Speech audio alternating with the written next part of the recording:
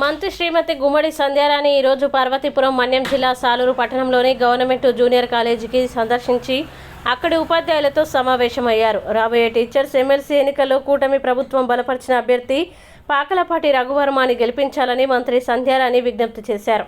ఉపాధ్యాయుల సంక్షేమాన్ని దృష్టిలో ఉంచుకొని వారి హక్కుల్ని కాపాడేందుకు విద్యారంగాన్ని మరింత బలోపేతం చేసేందుకు కూటమి అభ్యర్థిని బలపరిచాం.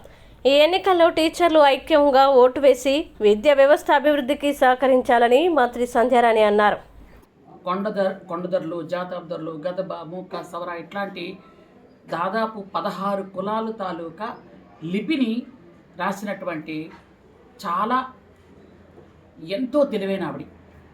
అలాంటి ఒక ప్రతిభ ఉన్న ఆవిడకి వీసీగా ఛాన్స్ ఇచ్చినటువంటి మా ముఖ్యమంత్రి చంద్రబాబు నాయుడు గారికి, మా విద్యాశాఖ మంత్రి లోకేష్ బాబు గారికి నా హృదయపూర్వకమైనటువంటి ధన్యవాదాలు తెలియజేస్తున్నాను. ముఖ్యంగా ప్రతిభకు పట్టం కట్టడం అంటే ఈరోజు 9 మంది వీసీలను చూస్తే మనకు అర్థమవుతుంది. ఇంతకు పూర్వం ధనానికే పట్టం కట్టడం ఉండేది, ఈరోజు ప్రతిభకు పట్టం కట్టారు.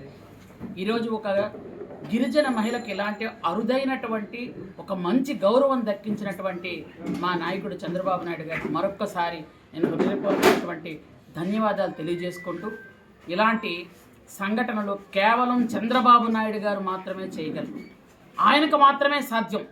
ఇలాంటి ప్రతిభావంతులందరినీ సెలెక్ట్ చేసి ఒక మంచి యూనివర్సిటీలకి వాళ్ళని వీసీలుగా పెడితే అక్కడ ఉన్నటువంటి విద్యార్థులందరూ సక్రమమైనటువంటి మార్గంలోకి వెళ్తారని ఆయన తాలూకు ఆలోచన. ఎందుకంటే ఈ మధ్యకాలంలో యూనివర్సిటీలన్నీ కూడా చిన్న పెడదారిని పట్టడం, అక్కడ చిన్న చిన్న డ్రగ్స్ కలకలం రేగడం, అక్కడ గంజాయి కలకలం రేగడం గత 5 సంవత్సరాలు మనం చూసాం.